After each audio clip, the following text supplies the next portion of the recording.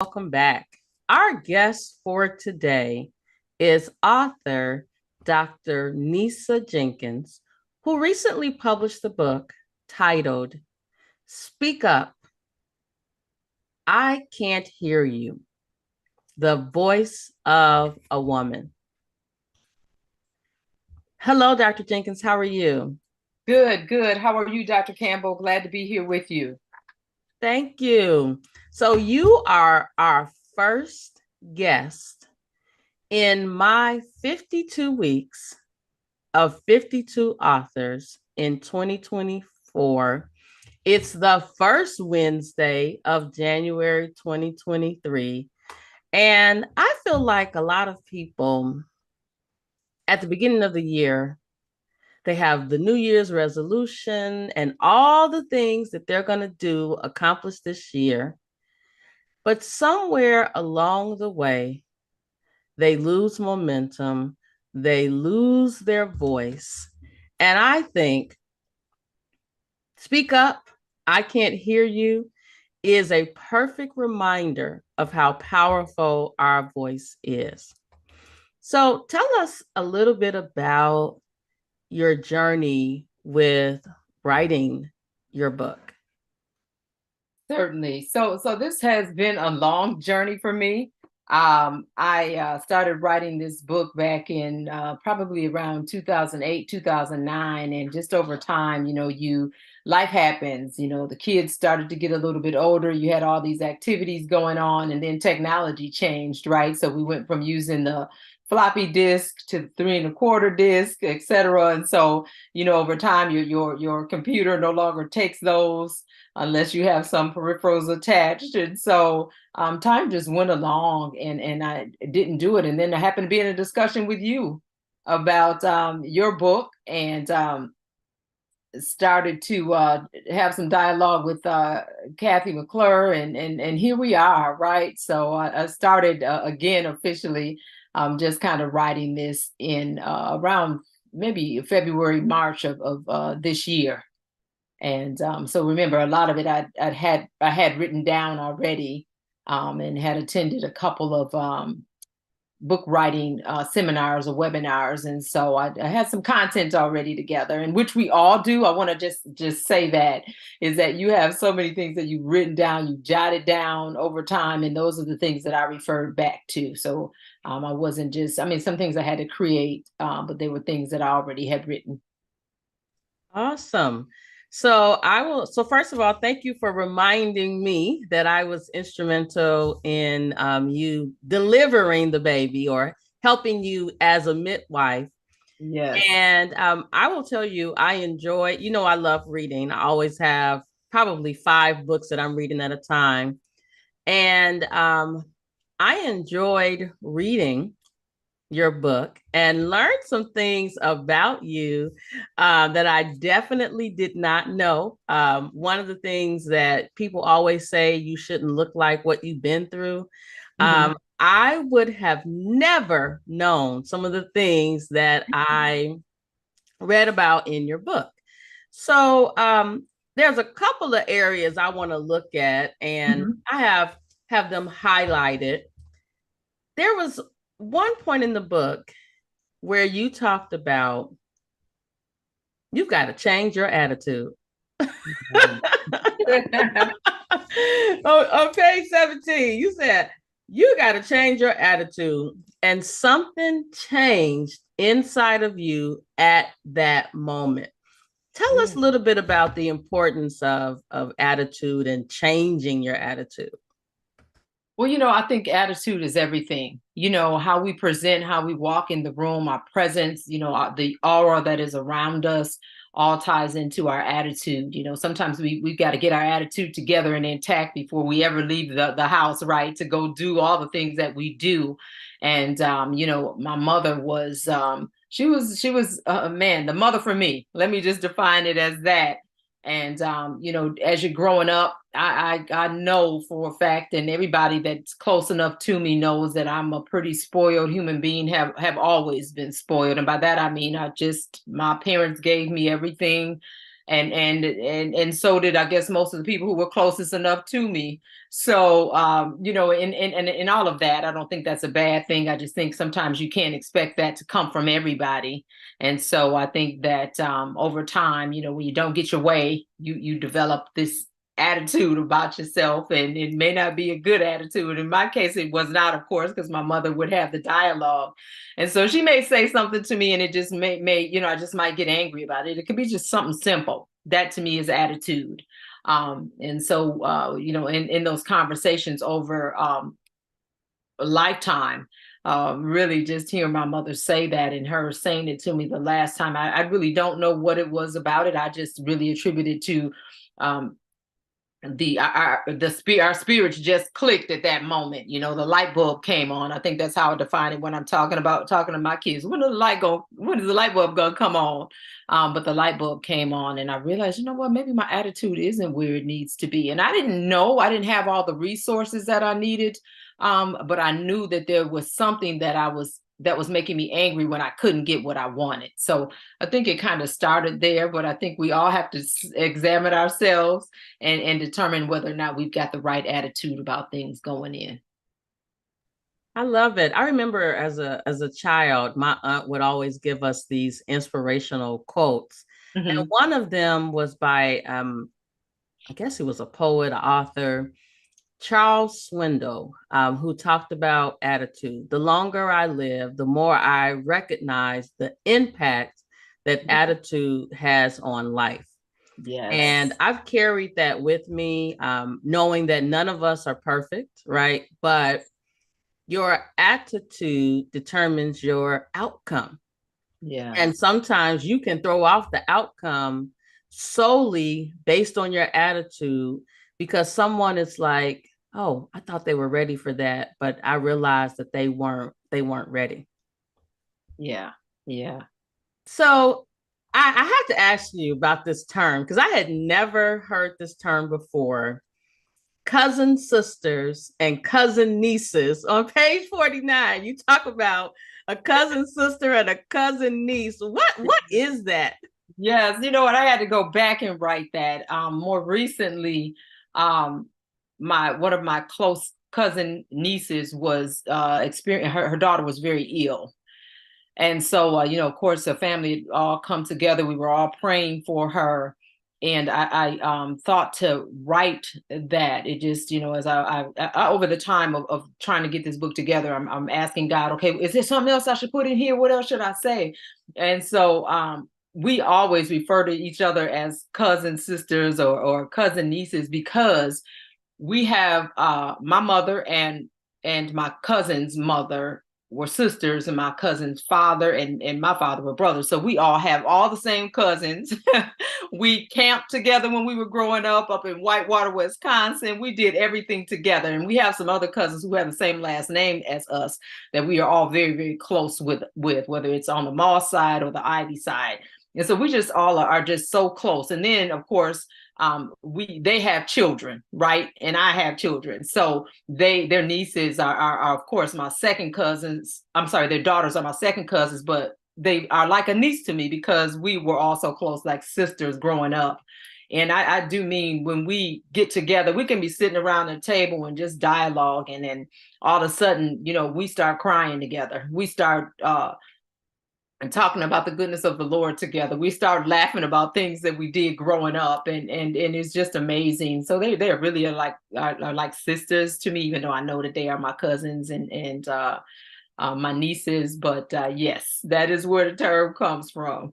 I had to read that a couple of times because I was like, what is that about? And I think that you and I both have biological siblings, biological sisters, Yes. but there are some folks that don't have biological sisters. They Yeah. may have a sister, but they're not close. And so I think it's important for everyone to understand that you can be bound to someone by just relationship. It doesn't have to be by blood. Yes. Oftentimes, I think that, and I'll use an example, my best friend, I think I'm closer to my best friend than I am my own biological sisters, but it just happens to be, our synergy. I love my sisters, right?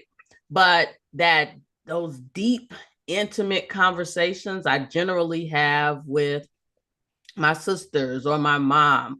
But everyone doesn't have those folks in their lives. And one of the things that you talk about in the book on page 69, when we speak, we must speak with love because our words have power. Yes. What made you come up with that exact statement? Love, power. Yeah, honestly, these, like I said, when you're writing these books, as you know, it's like those deep, intimate moments when God is telling you these things and the things that you should write. And I realize that so many times we say things to people and we don't choose our words wisely. We don't think about what we're going to say with love in our heart, because we get angry so quick, or we get bothered so quick, or it ticks us off so quickly. But my goal is to encourage people to first go to love first. Okay, now how am I going to say this in love? Because I want them to receive it and to understand what I'm saying without being hurt. And that doesn't mean that people aren't going to be hurt or even offended, but that opportunity to come to a resolve or an understanding about what's being said is there because it came with love. It is love that covers a multitude of sin. So I think that it's important for us to always defer to love first. And when we do that, I think the outcome is very, very different than it is if I just I got to tell her, I got to hurry up and tell her. And that's the other thing, is that love knows how to wait. My God, it knows how to wait. And so what it'll do is it'll wait maybe 2 days, maybe 48 hours, maybe 72 hours before it comes at you with whatever it is that it has to say. And anger doesn't know how to wait. We all know that. It just comes. I'm mad, I'm doing it now. Or even if it comes from an emotion of being hurt, you're gonna know I'm hurt because of the expression on my face. But love knows how to wait. And so when we choose our love, our words, and we choose love first, to present our words, I think it just comes across very, very differently. And I know we all will have those conversations where, love wasn't the first choice. But I've learned over time, and I think more recently, when in the passing of my daughter, I remember having a conversation with her in her room, and she had been being a little, she was very, very sick, so she was being a little perturbed with the nursing staff. And I remember having a conversation, which was probably one of our last ones, about, wait a minute, baby, these people they care about you, they're taking care of you. You gotta, even though you don't feel good, you gotta do it in love. And after having that conversation with her, many times in my mind, I went back over that conversation. It's like, man, those are one of the last few conversations. Could it have been something else I said? But I came to the resolve that, that was a conversation that I had with her that wasn't just for her. So I want everybody to catch that it was for me, because I'm the one who's still here. Um, but at that time, you're trying to teach your children, always in teach mode, right? But yeah, I just think it's important to have those conversations in love. They come across very differently. So you talked about kids. So I have to read this other passage on page 31. Mhm. We were taught to always respect our elders and not talk back. And while I agree with that statement, those times, Mhm. I believe that our kids are much further along earlier in life because they know how powerful they are. They know how powerful their voice are. We talk about your baby boy who every time I look on the Instagram or somewhere, he's enjoying life.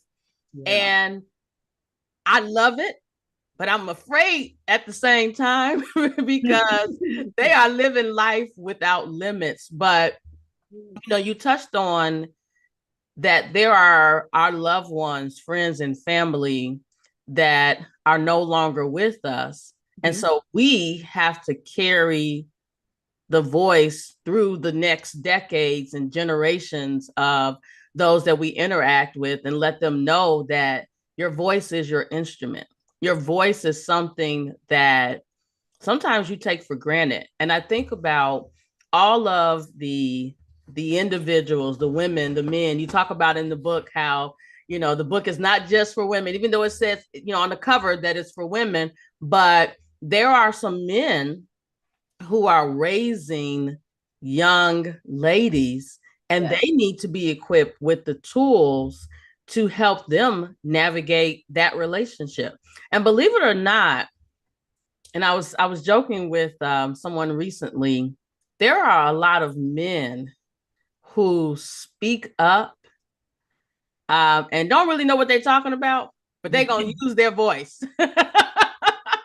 And they're going to say it with conviction and power, even if it's wrong. Whereas women, we tend to say, okay, well, I don't really know about that, so let me not say anything. But what's one thing you want our viewers to know about you, the book? Why should they read it? And how can it help them in the future?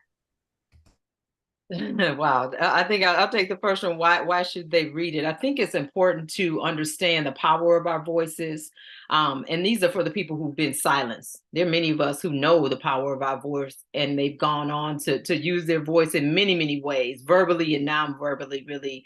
But there are so many of us who need to understand the importance of our voice, and we need to understand that there's somebody in this world, out of the millions of people in this world, there's someone in the world who needs to hear what you have to say. Our voices can save lives, can change lives. So I think that that's very, very important to use your voice in whatever capacity it needs to be used in. And it's not just about, there are so many movements that are out there now, but I'm talking about your voice being used. It could be in a conversation between you and your family, and perhaps there's something that needs to be said in that family that will break a generational curse, that will save a life, that will change the trajectory of that very family. So I think it's important that we use our voices to do that. And when we hold silence captive, nobody ever gets to hear what we think. Nobody ever gets to hear what was important to us. And I've over time, I've just learned so many things about. I remember carrying my daughter, and my dad would come across town, bring me big. I just had a thing for Big Macs at the time when I was carrying Cam, and he'd come across town, and he was retired by then because all of my life he worked two jobs. So I really didn't know what my father's voice was like. Certainly I'd heard him sing, and certainly I'd heard him pray, and I'd heard him talk. But I'm talking about those things that were really at the root of his heart, that was really important to him. During that time, I got a chance to really get to know my dad and know how important he thought giving birth to a child was, and how I seen him light up when I walked in the room, how much he loved his children. All of those things made such a difference in my life during that time, and those are the things that I carry with me. So I say to dads out there, use your voice. Use your voice wisely. Your children need to hear it. And it's not just about the men who are raising women children, or girls, but also the men who have women in their lives that they just can't take the opportunity to understand. Understand where she's coming from, understand her voice, and what she wants to say that she's having a hard time articulating. Let love make you wait for her to say what it is that she has to say. And at the same time, you get the opportunity to reciprocate that, and share your thoughts and your voice. A woman, we're just made so incredibly, and I'm in awe of what God has done when he took the woman out of the rib of a man. I mean, come on. um, and look at who she is, all she does. Look at you, Dr. Campbell, all that you do with your family, with Jasmine, with your businesses, with all of the lives you touch. They hear you. It is that they hear you. You talk, you speak, you move, they see you, and all of that is a sound. It all is a sound. So I just think our voices are so important. We got to get our voices out there. We got to say the things we need to say, and not be fearful of our own sound. Speaking of fear, this is my last point that I want to delve into, because this was actually at the beginning of the book where you talk about this interview. Mhm. And I'm like, I know Dr. Jenkins is not fearful of anything. But tell us a little bit about this interview, and don't give them all the things that's in the book, because they need to read the book. Right, But right. there are some people who are afraid to be interviewed. Um, they're afraid to tell their story. And you said something that was so important. What we go through in life is not for us, it's for those that we interact with, that we will impact. And a lot of times people are looking at us and we don't even know that they're looking at us. And so tell us about this interview. Yeah, so I met my interviewer during I was actually attending a what's called it's a bestseller in the weekend, right? So you create your bestseller in a weekend, and I met him. He was from California. We probably have never really had any other conversations since then. But in building that interviewing and talking, building all the doing the transcribing, meeting him, getting to know him, and he'd gone through that bestseller in the weekend course twice, and he still, I don't know if he even ever finished his book, but yeah, he and I got together and did that interview, and he was just a phenomenal person, and it's so funny. And I want to say this because I think it's important. Sometimes we look around a room and we want to determine for ourselves who it is that we're going to be paired up with, right?